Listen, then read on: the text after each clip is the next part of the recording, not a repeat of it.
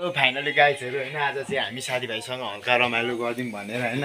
यहाँ यी सुँगुरको मासु 2 किलो लिएर अघि चाहिँ आधी खाएर अहिले चाहिँ यहाँ छ अनि यहाँ चौका हामी लादी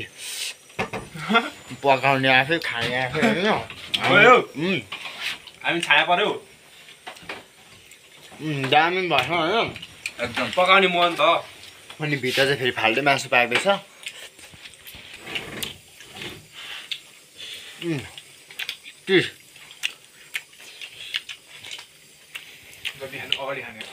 हेलो अघि